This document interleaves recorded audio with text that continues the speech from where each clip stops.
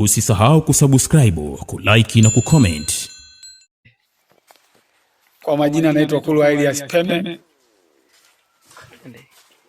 mkazi wa mkoa wa Katavi pana mjini hapa, ila kwa sasa hivi nafanyia kazi katika wilaya ya Mlele, jimbo la Kavuka, kata Maji ya Moto, kijiji cha Kitupa, ndio napotokea na nafanyia kazi. Kazi ninayo hapa, mimi ni mwalimu katika sekta tofauti tofauti zilizopo hapa, na kuna timu aina tofauti tofauti, vijana, watoto wadogo, wasichana na mengine mengi. Kwa mchakato wa kituo una mambo mengi sana, na lazima nijue ambacho wewe kama mwandishi, kipi kikubwa ambacho unataka nikuelekeze juu ya nini, ya kituo cha nini, Zujao Soccer Academy iliyopo katika mkoa wa Katavi, wilaya ya Mlele, kata ya Maji ya Moto. Yes. Na una muda gani sasa hadi leo upo Zujao, na umesema kwamba ulikuwa Mpanda Mjini? Una muda gani sasa kwa kituo cha Zujao umejiunga, na tangu umejiunga unaona kuna kipi hasa kinaendelea? Kwenye swala la kujiunga, kwanza wakati tunaanza mpira haikuwa Zujao, ilikuwa Maji Moto Football Club, ilikuwa Maji ya Moto. Wakati Mfadhili anakuja ambaye sasa hivi anamiliki Zujao, yeye akwanza na Zujao, lakini mikakati yake ilianza mwanzo, kwa sababu waliompata wakati anaanza udhamini alianza kuidhamini timu moja inaitwa Town Star iliyopo katika mkoa wa Katavi, kata ya Maji ya Moto. Kwa wakati ameidhamini ile timu, sisi tulikuwa kama wachezaji, tulikuwa kama wachezaji. Kwa tulipeleka timu tukacheza mashindano tofauti tofauti, ila baadaye masuala ya timu na mambo mengi. Kwa baadaye, kwa maono yake yeye, akaona kuna haja ya mimi kumiliki nini, timu ya watoto ambao nitatoka nayo chini na kwenda nayo nini juu. Huku sasa akisimamia ile Town Star ambayo ilikuwa ya timu kubwa, kwa sababu Town Star ilikuwa social, inamiliki watu memba kutoka sehemu tofauti tofauti. Utachukua wachezaji kutoka hapa, utachukua mwingine kutoka Mpanda, kutoka wapi, afu na weka kama nini kwa familia moja. Ila baada ya pale ile swala ilikuwa gumu. Unajua kumuongoza mtu mzima na mtoto ni masuala mawili nini tofauti. Mtu mkubwa leo tamtaka, unamwambia tunatakiwa tufanye hiki, kesho anakuambia mimi na mechi Sumbawanga, huwezi kumkatalia bro, kwa sababu unakuta yeye ana mke, ana watoto, anatakiwa alishe familia yake, alafu kumweka kwenye protocol ya mpira inakuwa nini ngumu. Kwa hiyo mkurugenzi akaja na kitu kimoja kinaitwa usawa kwa watoto ili wacheze nini football. Kwa hiyo ndo hapo ikaja ikaibuka kukusanya watoto mtaani. Nakumbuka wakati anakusanya watoto mtaani, mimi sikuwa kwenye system ya yeye kwa ajili ya kuja kusimamia nini timu, nilikuwa kama bado nini mchezaji. Kwa alipokuja kuiacha ile timu kubwa sasa, akamiliki watoto na watoto walianza kuogota mtaani. Kwa hiyo yani historia ya watoto kuja paka kuita Zujao, alianza kuchukua watoto wadogo kutoka shuleni, wengine hawasomi. Sasa akakusanya wale memba wote children, alipokusanya ndo akatengeza nini system ya wao kuwafundisha. Kwa nakumbuka alianza na watoto kama 10, uwanja mkubwa kwenye kata ya Maji Moto sokoni pale, watoto kama 10. Yes. Yeah. Na hadi sasa unafikiri mafanikio yanaonekana kwa watoto au kwenye swala mafanikio, kila sekta duniani ina masuala mawili, kuna faida na hasara. Lazima ujue unavyo take risk, kuwekeza katika jambo fulani, jua kuna masuala mawili, utaanza na hasara ili ije nini faida. Kwa wakati amekusanya wale watoto na kufanya kuwa kituo cha Zujao Soccer Academy, baadaye wale watoto wanakuwa, maana hiki kituo akizidi zaidi ya miaka 2-3, ni kama 3 hivi toka kimefanya nini kimeanzishwa. Kwa hiyo system ile ilivyokuwa inaenda vile, mwaka juzi waenda kucheza mashindano ya miaka 20 Mwanza, na wakati wameenda kule, manake wale walikuwa wameanzisha, walipofika Mwanza walifanya vizuri. Nakumbuka walikuwa wa pili kitaifa, walicheza na Lions, huku nusu finali walicheza na Shadow. Kwa hiyo kule Mwanza kwenye protocol mashindano yale ya TFF kulikuwa na scout wa TFF kwa ajili ya kusoti wachezaji, wakisha soti wachezaji ili wao wachukue wawapeke katika nini kituo cha TFF wapi Tanga. Kwa hiyo jukumu kubwa kama sisi Sijao Soka Academy, na nilikuwa kama mwalimu wakati Mwanza ile timu inacheza mashindano hayo, wanacheza finali na Lance, nilikuwa kama mwalimu. Kwa hiyo kubwa zaidi walicheza finali, na nashukuru TFF waliona nini baadhi ya wachezaji. Nakumbuka trial ya kwanza naitoa majina, walienda wachezaji 7. Ndio kituo cha kwanza kwenye mashindano yale kutoka mikoa tofauti tofauti, mkoa Katavi kutoa nini wachezaji wengi kuliko vitoa nini vingine. Kwa wachezaji 7 kwenye wachezaji 7 wakaitwa trial ilifanyia uwanja wa Nyamagana pale Mwanza. Trial ya kwanza ilifanyia Nyamagana Mwanza. Nashukuru wachezaji walivyoenda, mimi sikwenda uwanjani. Walienda wao. Walipofika pale kwenye wachezaji 7 wote walichaguliwa.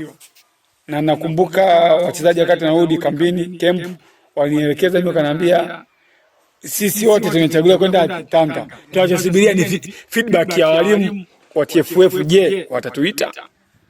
Kwa muda ulipofika kweli walipigiwa simu. Nakumbuka walipigiwa wachezaji kama 5 kwenda Tanga. Manake hao walikuwa kwenye waende Tanga wafanywe usahili, wafanywe vipimo ili wae kwenye system ya nini ya TFF. Lakini mpaka leo wachezaji wote walienda Tanga, baadhi yao tena kwenye 5 walipunguzwa wakabaki kama 2. Kwa 2 tena walipunguzwa wakabaki 1. Kwa mpaka sasa hivi nashukuru yule mmoja ambaye nilitoka naye Tanga, nilitoka naye Mwanza, mpaka leo hii kwenye system ya nini mikono nini ya TFF. Kwa ndio jambo kubwa ambalo lilifanyika mwaka juzi. Ila kwa mwaka jana mashindano tofauti tofauti sasa vijana bado walicheza FA. Sasa mwaka huu napo wamecheza FA. Walipocheza FA wamekuwa mabingwa wa FA. Walivyomaliza kucheza FA wanajiandaa tena, walikuwa mabingwa wa mashindano ya mkoa. Maana yake kuna ile scout ya kwenda kucheza kanda. Kwa hiyo nahisi ni mwezi wa 2 kanda, maana yake wanaopanga tena TFF, yani mashindano makubwa yanapangwa na TFF. Kwa hiyo ukishapanga TFF wanatoa ratiba, kazi yenu nini kuchukua wachezaji na kupeleka nini kwenye mashindano. Kwa ndo vitu vikubwa sana tunavyojivunia sisi kama nini taasisi mpya, taasisi ambayo sio kubwa kisazio, lakini imefanya makubwa zaidi ya watu walivyokuwa wanafanya nini wanafikiria mwandishi. Na kwenye mashindano haya ya kando uliyosema, unahisi umejiandaa vipi wewe kama kocha kwenye haya mashindano? Unahisi unaweza ukafika hata daraja la 2 kwa kucheza ukawini hadi ukapita hadi ukafika daraja la 2, au ndio bado mnajiandaa? Unaonaje hapo wewe nalia kwenye swala la hapo kwenda kucheza daraja la kanda hii? Kwenye mpira mguu kuna kitu kimoja kinaitwa muda. Kila kitu ni time. Kitu chochote kile duniani ili uweze kufikia malengo yanayotakiwa na stahiki unaitaka wewe kuifanya katika maisha yako ni nini? Time. Wachezaji wanajiandaa. Kuna kitu kimoja kinaitwa, nakumbuka kati ya huu mwezi wa 12 mwishoni, watu wanaenda kufanya pre-season kwa ajili ya kujiandaa nini na mashindano, kwa sababu wachezaji hawa ambao wanaenda kucheza ligi ya pili, ligi ya mabingwa mkoa, walikuwa katika mikoa tofauti tofauti kwa ajili ya masuala hayo ya nini ya kimchezo. Kwa ili wao waende wakafanya vizuri, kazi ya mwalimu yeye ni kufanya mazoezi tofauti, kazi yao wao ni kuchukua na kufanya. Kwa hiyo mimi kama mwalimu nitafanya kadri ya uwezo wangu, lakini wanaotakiwa kufanya uwanjani ni player. Kwa ambacho mimi nasema, mimi nimejiandaa kama mwalimu na wachezaji wapo fit. Mashindano muda wote ule watakao yaleta, sisi tupo tayari kufanya nini? Kushiriki. Sawa. Kutoka kwenye jukumu la ukocha nimesikia na tena wewe ni mwenyekiti. Ikoje hapo? Hadi uwe kocha uwe mwenyekiti nategemeana na nini hasa? Taasisi, ukisikia jambo linaitwa taasisi na masuala mengi sana. Na ndio maana hata kwenye familia zetu huwezi kukamilisha masuala yote.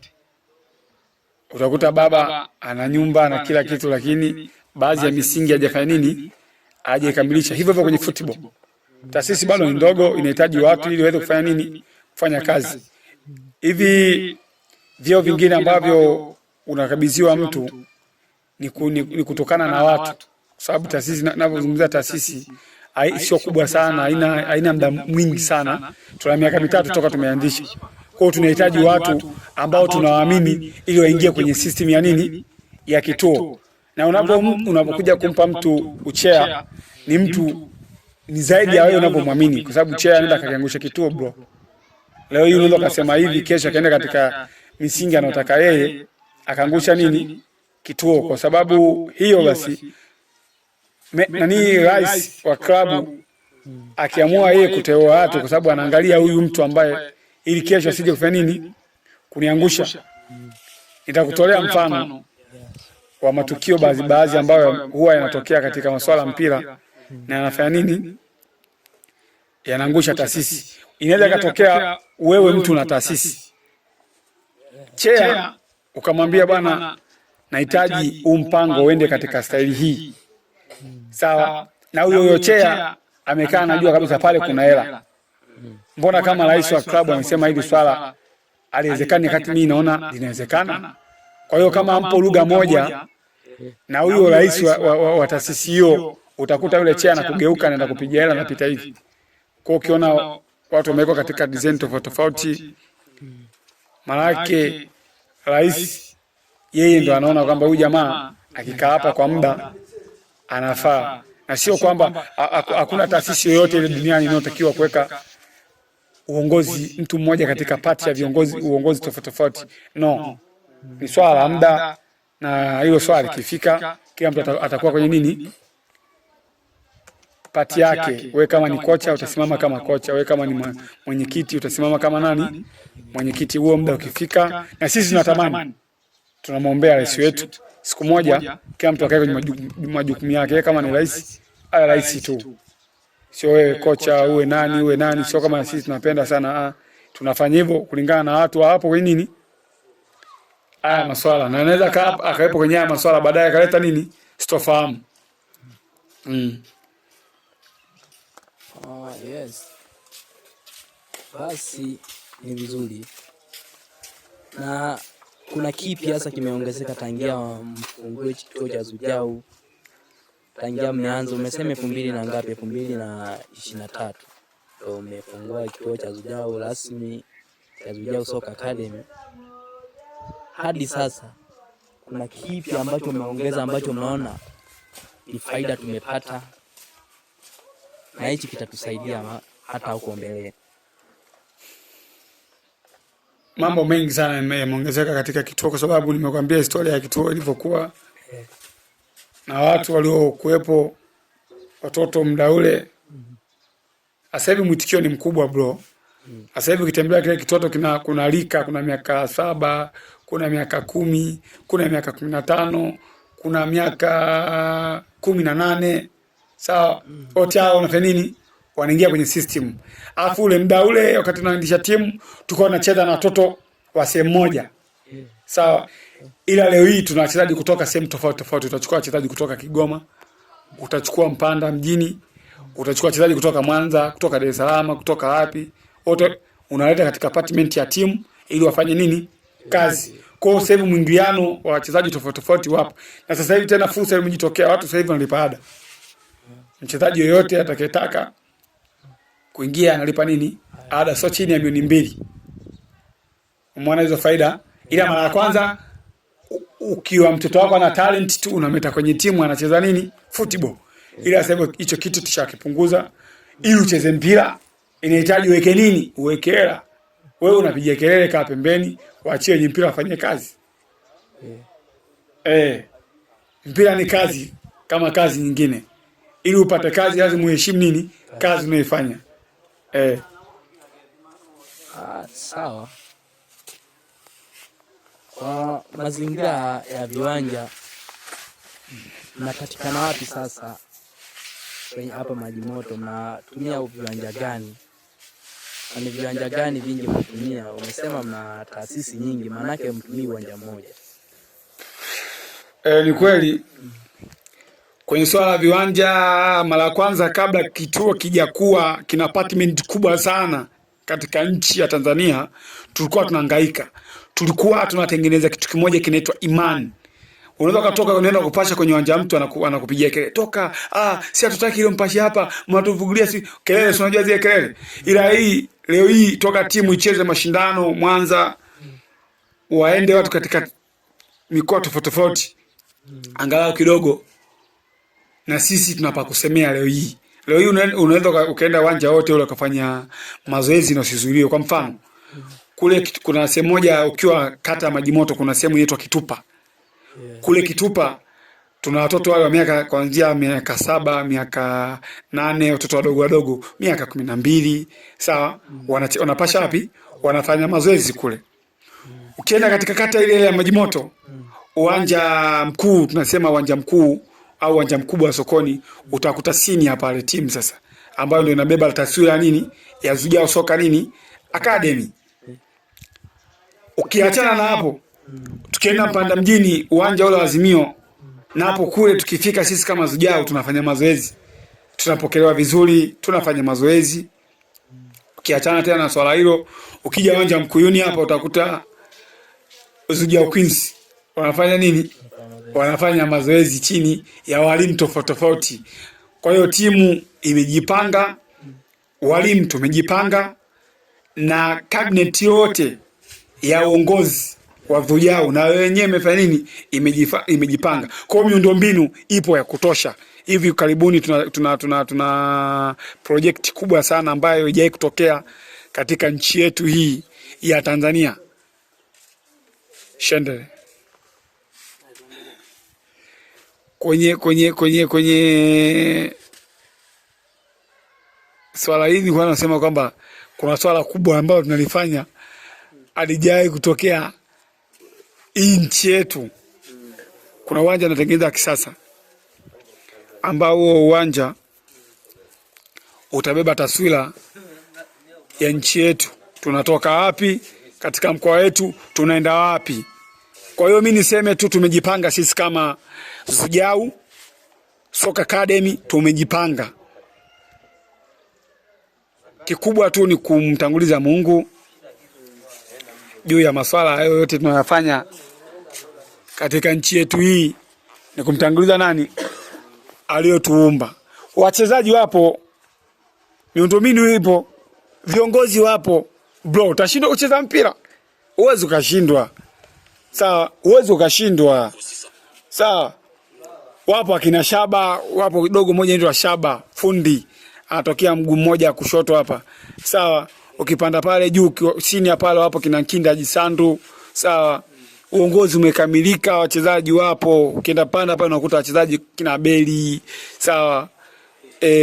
Yani uongozi, aisee, kwenye swala la uongozi, rais na mshukuru wa klabu kwa kazi kubwa anayofanya kupitia cabinet yote ya uongozi wa Zujao Soka Academy. Kwa mimi nasema tu Mungu ametubariki sisi kama taasisi. Changamoto kwanza sisikii kama zipo, ila changamoto ni sehemu ya kujifunza bro. Kwa mimi niseme mwandishi kwamba taasisi hii ni kubwa. Sawa, taasisi ni kubwa. Huwezi leo hii kusema Zujao Soka Academy Tanzania hii kama hujahitaja Zujao, unakuwa unakosea kwenye swala la mpira. Kwa mimi niseme tu vituo vipo, lakini na Zujao ni miongoni. Leo hii tunachezaje paka professional. Watu wanaenda kucheza mwezi wa pili na Morocco bro. Sawa, waenda kucheza Morocco. We ni nani? Unakaa unazungumza. Unajua kuna maneno ya mtaani mtu anakaa na anazungumza anachokitaka yeye. Wanapoteza muda watoto. We nani? Nani? We nani? Kwa mpira unahitaji hayo maswala. Mimi niseme tu kwamba